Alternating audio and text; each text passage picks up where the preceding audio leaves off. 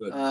When you look at the regular season, looking back on it as a whole, obviously you had a tough non-conference schedule, a COVID pause, maybe a rough patch there at Boise and Logan, and then a really strong finish. Just how do you feel about the season as a whole and where you guys ended up? Yeah, I'm pretty happy, pleased. I mean, like you said, you named the whole season. The only thing you didn't mention was the travel, which was really, really hard. But I think you summed it up, kind of, we challenged ourselves early. I wouldn't say we responded okay, but I don't think we responded well. Got better, got through some things, including an injury. And I think a lot of kids were really, I think the injury to Ola really set our team back a little bit too mentally because one, she's just, nobody wants to see anybody get hurt, but two, she was playing so well. But, to come on like we have, get some key wins on the road, something we couldn't do last year, show some growth, show some maturity, shows the toughness of this team. And yeah, I think we ended strong. And, it's funny because you say when you look back, you can look back and go, well, you always forget the ones you could have lost. And you always look and go, well, if we could have won these ones, but it could have been a little bit different, but you forget, well, we could have lost those other ones just as well. So third place, I think we were, if you're into it, I think we were preseason pick fifth, I think somewhere in there, we finished third. So, that's credit to these guys. And, like I said, now we're all 0-0, so it don't matter. And just one more looking back question before we look forward, just what did that senior night mean to you, just the whole circumstance and how that played out? Well, what happens, you take a look at, these, they come in, as freshmen and all those guys' case, they come in as freshmen and you see them kind of wander around, kind of not even know how to get to class or where class is at, or we just forget and say, well, we're having a meeting in the Hap C, and they're going, where's the Hap C? And then you see them leave as this, or finish up as women, strong women that are going to be very, very successful. And I don't want to sound too sentimental or crazy here, but it's just like, it's almost, for 4 years, you become part of their part, you're their dad kind of in a way, you're watching your kids grow, you're watching them become successful, you're watching them, you watch them through academics, you see them struggle through car problems, you got the whole thing. And then the next thing the basketball part, obviously, and then they're going, or the possibility of going. So yeah, it's tough. It's always tough to see him, but it's been going on. But I really, when you talk about that night, I just got to give all three of them a lot of praise for how they, as a group, played against CSU on Wednesday, and then particularly Alba. I think Alba just, it was one of the best games Alba's had in a while, scoring wise, rebounding wise. She had 7 assists. So I think for her, she really responded, because you never know how they're going to respond. We've seen all gamuts of it, where some respond and have the games of their lives, and some kind of start crying and never get over it. So I got to give them all three credit for Wednesday night. Kind of building off Ryan's first question, you had your struggles there early on, maybe midway through the season. When does it feel like you kind of flipped gears and started started trending in the right direction? Oh, I think it was probably mid-season. I think we had spurts of it all year long. You go, when did you turn? You go and think defensively all year long. We played very well. Once again, kept ourselves in games where we just were trying to figure out how to score. And then if you're going, well, when did the scoring start kicking in? I'm going to say, we started playing more consistently offensively, after the Boise Utah State game. And now when I say consistently, that take out minus the at Air Force, but the rest of the time now we've been scoring pretty well. I mean, obviously, I think that's still our woes going into the tournament. We're gonna have to score. Obviously, you look at, I thought we played well again defensively, the other night, but we went through a second quarter. I think we have 6 minutes and didn't score. And still we were able to get 70. I know it took overtime, but when you ask when did it turn, I don't know. I don't know if I could put a finger on it. I'd just say that what started happening is we just started scoring more on a more regular basis, and some of the players that we thought might be scoring at that level started scoring it, more consistently at that level, and that definitely helped us. If CSU win, oh, sorry, Robert. Sorry, man. I want to ask you about Tommy. In past couple of years, you always would say, just let Tommy be Tommy. And I haven't really heard you say that this year. Could you just talk about the way her game has evolved and kind of talk about her coming in as a freshman? You said it once before. Her story is amazing. She goes from a walk-on to where she is now. How has her game just evolved? It's just, I think that her game, her game, I think I'm going to say this kind of weird. I don't think Tommy gives herself enough credit or gives herself enough chances offensively. I see a different Tommy than sometimes what Tommy shows in the games. And I just think it's, we go, well, wow, Tommy was 5 of 10 the other night. She was actually better than that because we put her in bad position on at least 2, if not 3 shots. At Colorado State, she shot the ball well. I think sometimes she just goes, well, for most of my basketball career, I haven't been known as quote unquote a shooter or whatever. But I think Tommy has evolved more and has become more of an offensive threat again, especially at the end of this year. I thought that's what we would see more throughout the year. I don't like that I had to convince her all year long again to be more of an offensive threat. But what she is she's just a great person. She's a great leader. I mean, you go, what does she do? She leads on and off the court. She comes to practice every day and plays hard and demonstrates that.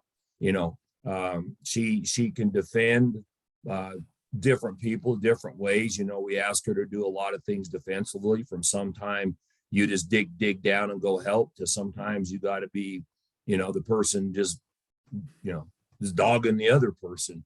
But I think Tommy has just become just that player that you really can't pinpoint what she does one thing and you'd go, well, she's a really good defender. Yeah, she is. She's a good team defender. Yeah, she is. She's can give you points when you need them. Yeah. She can get you assists when you need them. Yeah. But she's not like just that one person. She gives you a little bit of everything that is what you need, to have a successful team. Seems like too, maybe it's not how many shots you make, it's when you make them. It seems like she's been a clutch 3-point shooter this year, just as when you look at the New Mexico game and some of those shots she was making the other night against CSU. Right. And that's something that we've talked about with her for the last several years. It's not unknown. I mean, everybody copies everybody. So most scouts, most teams that we play are most scouts. There's not a lot of times she's not guarded. And, that's when we talk about, you are going to be the person, whether we like it or not, or you like it or not. I don't mind it, but I'm going to tell her whether you like it or not, you are going to be the person in a lot of situations that at 8 seconds or 7 seconds or 6 seconds on the shot clock, you need to have your feet ready and you need to be ready to catch and shoot because you're going to be the person that's open. And then, as you say, that a lot of times goes, well, that's at key times. Well, it is at key times, but it also happens that sometimes we pass those opportunities up, so it seems like it's more of a dagger, maybe, when it's late in the game than it might be early in the game. But yeah, that's going to be there, and that's going to be there again for her. Assuming, if we play Colorado State again, it's going to be the same situation. They've done the same thing for the last 5 times we played them, I would assume they'll do somewhat the same. So she'll have opportunities to have her feet set. We got to make sure that we put her in the situations that we did in a lot in the second half, where we could get the ball in and kick it out to a 45 and she has her feet set with the op. Not like we did some in the first half and go, hey, here 1 second, fire it up. But you're right. She has hit some big ones, and she's done that the last several years. And that's kind of who Tommy is. Yeah, if CSU wins, I mean, both coaching staffs probably have the scouting reports memorized, and I'm sure the players do too. Just come down to subtle adjustments, or just players making plays. Like, what are the challenges of playing a team Combination. back-to-back? I think it's a combination of both. I think it's a great question. I think at this point in the year, I think it's a combination of both. You're gonna, I'm sure he has something in his back pocket. We got a few things on our back pocket. At this point in the year, you can't make crazy changes, but we'll make some subtle changes. I'm sure he will. One of the things we discussed is, will Ryan make a change and do something different defensively this time? Will they guard Tommy a little bit close? Are they going to, because actually Tommy shot the ball well down there against him also, and she shot the ball well in the tournament last year when people didn't guard her. So those are things you all have to take into, but when it really boils right down to it, it's going to be, I think, who some players got to make some plays, on both ends. They're going to have to make some defensive plays, and then obviously going to have to make some offensive plays, and see what happens. Just watching McKinley this year, it seems like she's the type of player, if she makes her first shot or a couple shots, she can get really rolling. And if she gets off to a slow start, it takes a while to get rolling until she hits that shot. How do you kind of get her going early and often in a big game like this? If I had the answer to that, I wouldn't be talking to you right now. I'd be on the motivational speaking tour. I'd be dealing with a lot of NBA players, telling them the whatever, and I would be a wealthy man, and we wouldn't.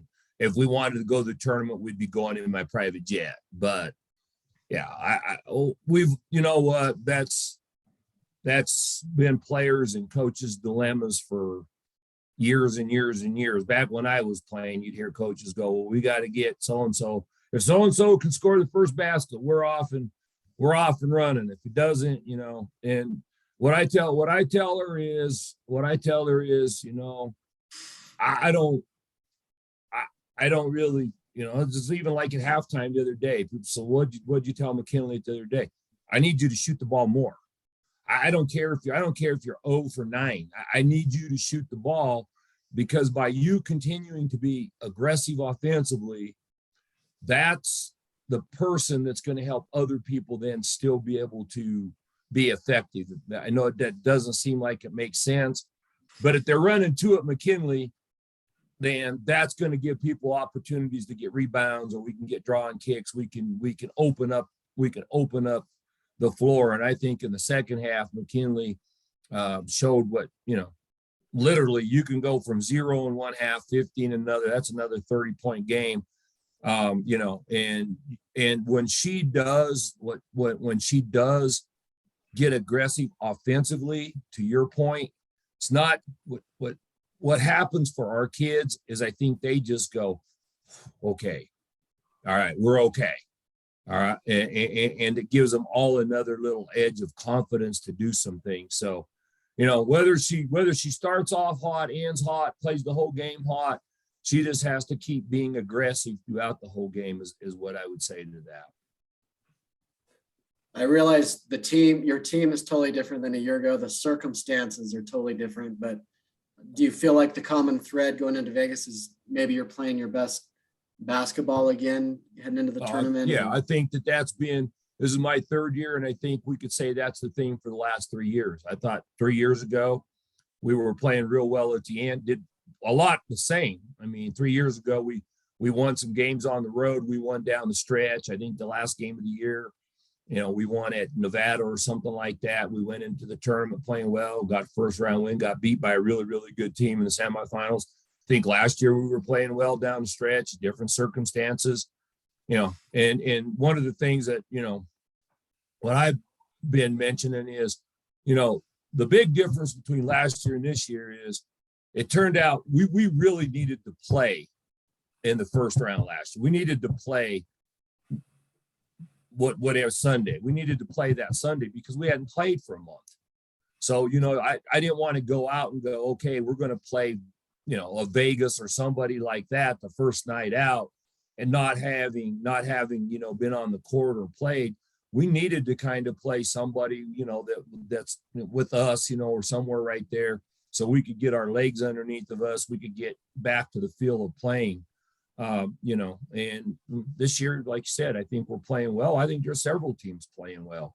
And, now just got done with visiting with Megan, our trainer, and we could probably use another day off, just to kind of get healed up. It's been, as everybody has seen and probably noticed, I had a couple other people ask me about, our rotations have tightened up a little bit down the stretch to get some of these. So some of these guys are getting more minutes where we were getting, more kids in longer minutes before, but, down the stretch here, you look at all these teams, everybody's rotations are tightening up and a little more fatigue, but, you're right. We're playing well at the right time.